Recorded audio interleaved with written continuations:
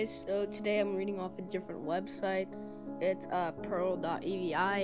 As some of you might know from some of the videos that I am going on a trip. So I will definitely try, and I'm gonna be gone for 2 weeks, so you won't get daily videos. You won't get those 2 days apart. You might get like 4 to 3 days apart from video to video. It's hard to make thumbnails while people are watching you, so we'll see what we can do. Definitely in the hotel though, so I get my own room because there was a mess up, which I'm gonna be talking about in the hotel video. But anyway, so guys, I think we should get started. Make sure to subscribe, like, and comment what we should do next, and I hope you guys enjoy. So we all know Spongebob, right? The little yellow sponge who's always laughing, smiling, annoying his neighbor, and just all around being a goofy character, with a starfish by the name of Patrick, who is his best friend. Well now that I have the introduction all settled, I'd like to let you know that I have a rather had a rare copy of Spongebob episode written by none other than Steven Hillenburg. While roaming Nickelodeon Studios in June 2008, the year I was born. And by the way, my birthday's tomorrow, so I hope you guys cheer me on, alright guys? Let me tell you that the tickets to get in there were not easy. Anyway, I ran into Mr. Hillenburg in one of the main areas of the studio. No, literally, I ran into him. I kind of snuck into high security area, and while I ended up alerting guards, you get the guest. After bumping into him, I apologized to Hillenburg. Mr. Hillenburg looked up as he was in daze. I waved my hand in front of him, but he just continued onward past me. This made me a little uneasy. But once he walked away, I spotted something on the ground where I had bumped into Hillenburg. It was a videotape. It didn't have any discernible title, nor anything remotely close to what the video was about. No sticker, nothing on the inside of the film projector, anything. I picked it up and ran very quickly out of the lot. About a week later, after my internal journey back planes back to Chicago, I remembered that I still had the tape.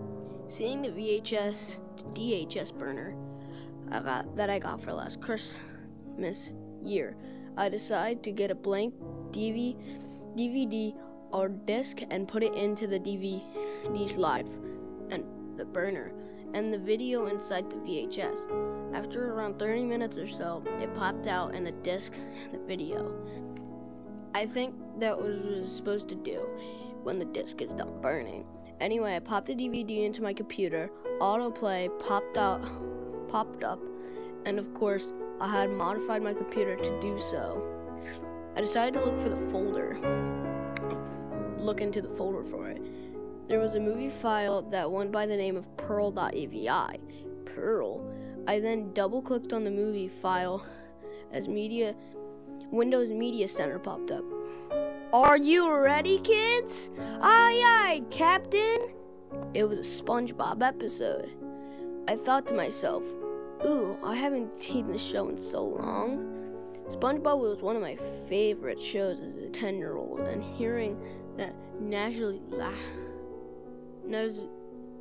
laughter of SpongeBob would make my ears absolutely sing with joy. Well, metaphorically, of course. So, as the title of the episode came up, I noticed something odd. There was no title to the episode. It just skipped right into the intro. It showed 3 things I knew I loved about SpongeBob. The 3 main houses, the pineapple, the Easter Island head, and the rock with the antenna on it. I smiled with nostalgia. Sorry, I mess up words because I'm only turning 10 tomorrow. As I heard SpongeBob's laughter echoing throughout the computer speakers, SpongeBob was watching a TV show on his head, Little Driver Helmet TV. About 5 seconds after the scene transitioned into SpongeBob's house, and Pearl, Mr. Krabs' daughter, bursts through the door, SpongeBob's door, breaking down as she does. She's seen sobbing hysterically in a comedic manner. You know, mini waffles coming out of her eyes. SpongeBob begins to walk over and asks Pearl what's wrong. Pearl replies, "Oh, SpongeBob, it's terrible. Daddy won't talk to me. He hasn't said a single word to me all day. He just sits in his bedroom looking down at the floor sighing." SpongeBob replies back to her in more of a heroic way. "Mr. Krabs, that seems weird. Don't worry, Pearl. I'll go talk to him." "You will, SpongeBob?" Pearl replies with a look of happiness on her face. SpongeBob then nods. Pearl is seen hugging SpongeBob and saying, "Thanks, SpongeBob. You're the coolest." The screen transitioned with Bubbles coming up to SpongeBob. Nearing the giant anchor, Mr. Krabs and Pearl's living, saying, "Cool, huh? Cha, ch, cha." And you hear a jazz trumpet chorus playing a chord as SpongeBob, I really don't understand this either. If you don't, I don't. SpongeBob is seen doing a comedically cool stance and look. He then knocks on Mr. Krabs' door. We then see Mr. Krabs' claw quickly grab SpongeBob and pull him into his home. "SpongeBob, me boy. I'm glad you're here. I have something to tell you something. It's about Pearl. You see, she's..." SpongeBob, confused by Mr. Krabs' stammering, asked, "She what, Mr. Krabs?" A grim look becomes upon Mr. Krabs' face. "She's adopted, me boy." SpongeBob gasps. "Adopted?" A cold grabs SpongeBob's lips as they're seen comedically stretched forward. "Shh, she might hear us. Be out there listening. Now, me boyo. I want to tell you, she is adopted. I can't do it." Tears begin to well up in Mr. Krabs' face. "I just can't." SpongeBob looks shocked at this, but Mr. Krabs, I can't do that. It would break your little fragile heart." "That's an order," Mr. Krabs says with sadness and frustration in his eyes. Oh, my shirt. Alright, now it's in. Alright, guys, ready? Alright, Mr. Krabs said with sadness and frustration in his eyes. Yes, sir," says SpongeBob.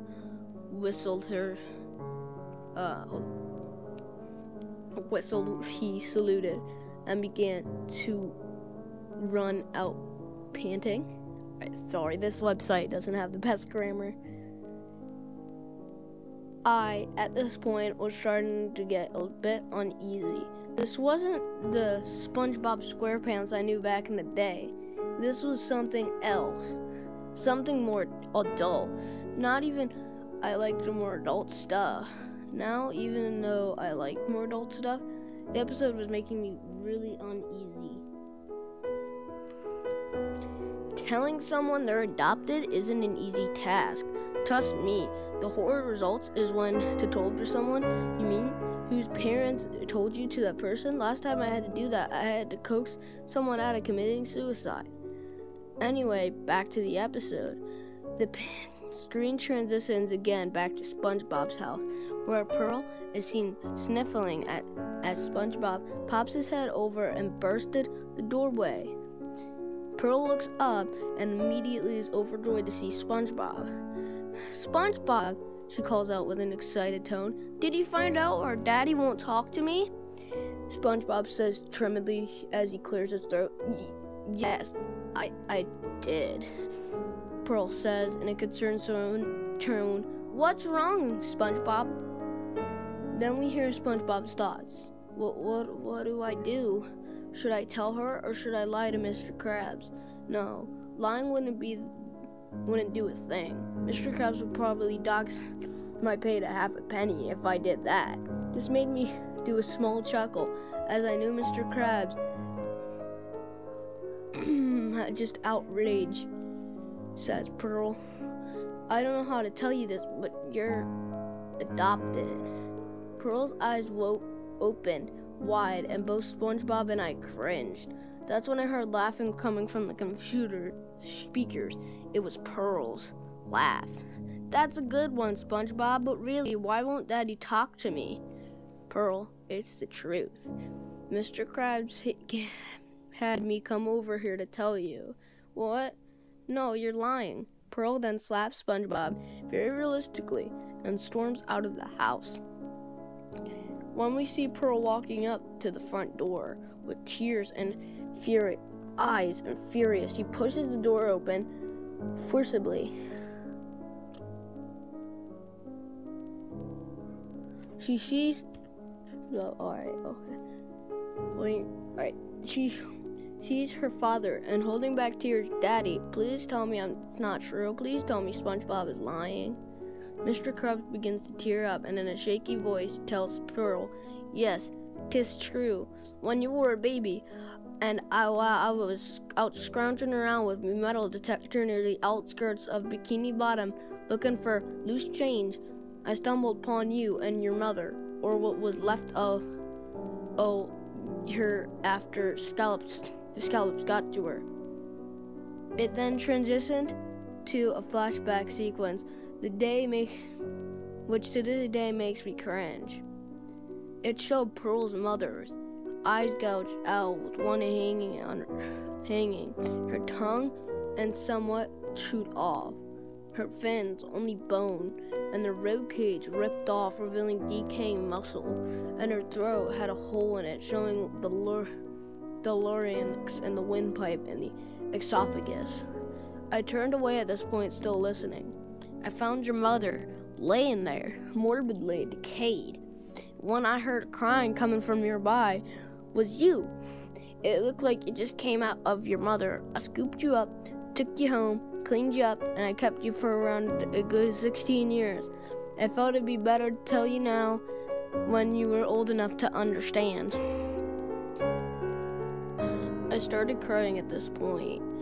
This is too adult, too real for the happy little show I used to know and love. I wanted to click the X-ray in the top of the corner, but I just couldn't turn away. Pearl ran out crying. Not the comedic tears either. These looked realistic, almost human. SpongeBob, me boy, go after her. These tiny legs won't catch up to her. Please, me boyo. SpongeBob nodded and began to run after Pearl, calling her name. Pearl began to run faster and SpongeBob began to struggle to keep up with her. Pearl stopped right at the coral cliff, turned around and told SpongeBob, stop. She put out a fin. Do you know what it's like to not know your mother? To be with some creepy crustine all your life who's thinking he's your dad even though you two look completely different? I mean, how can a crab have a sperm whale for a child? Pearl's voice was getting very raspy and shaky. She was ready to start sobbing uncontrollably. I don't think you do. To be lied to all your life? To not know who your true family is? I don't want to be lied to anymore. Pearl then proceeded to fall backwards into seemingly endless change. SpongeBob yelled out, wait, Pearl, and ran down the cliff where he just ran after Pearl. He ran as fast as he could, but he couldn't get down to the bottom before he heard a loud, disgusting crack. I even cringed at the sound. It sounded like a bone snapping in two. As SpongeBob approaches Pearl, she is in a face up with her head violently pushed to the side. Her neck snapped right in two. Her eyes were a gray blue now, and as soulless as any person who succumbed to death. SpongeBob walked up to her silently, his shoes no longer making that funny squeaking sound. He dropped to his knees realistically next to her corpse and began to sob humanically and uncontrollably. He hugged the corpse and looked up to the sky, beginning to say, why, Neptune? Why? She was too young. Why? This caused me to song right along with SpongeBob. The episode cut to black and was finished. I couldn't believe it. Why would Hillenburg make such demented and depressing episode? I went to bed after this, and the next day, coming home from work, I planned to extract the episode onto my hard drive try it and put it onto YouTube in 2 parts. It was a 50-minute episode, of course. When I got home, I saw everything was a mess. Papers everywhere, my TV was gone, my computer and its accompanying tower, mouse, and any USB that I had in it were gone. And my VHS 2 DV burner was gone too.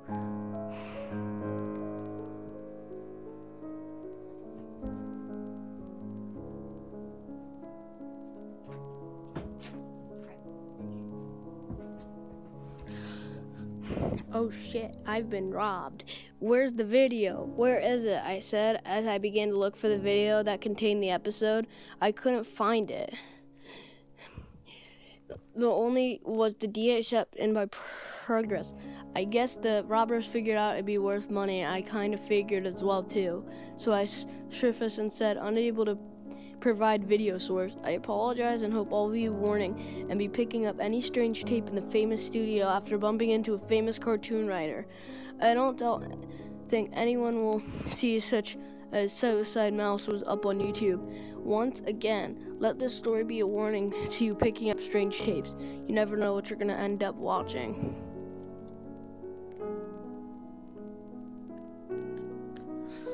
Alright guys, so, thank you guys for being so great. We came pretty far in our views, and I hope we get to 1,000 soon. I'm gonna show you how many views we have. We currently have 746. Alright, make sure to subscribe to Andal. He gives me ideas. I look at his channel. I looked at some videos, alright, and I'm not 100% copying him, because for Patrick's leg, I accidentally went to the wrong website, and there was another website I wish I went to, but you know what, it's good to not copy off. I just thought, hey, maybe that's pretty fun, and no discards to Andal. I'm not trying to copy off him. I'm just trying to do, their own websites. I like to read things to other people as well. It's like audiobooks. I watch his videos all the time whenever I'm on car trips, because how are you gonna get scared in a car trip? What monsters are there behind you? Well, it could be monsters. But what I'm saying, guys, is that, my birthday's tomorrow. I'm turning 10. I really hope you guys say, oh, happy birthday in the comments below. I gotta get this video up anyway. Sometimes whenever the story's over, people just click off the video. I actually want you to start watching the end, because I don't get many views. But bye guys.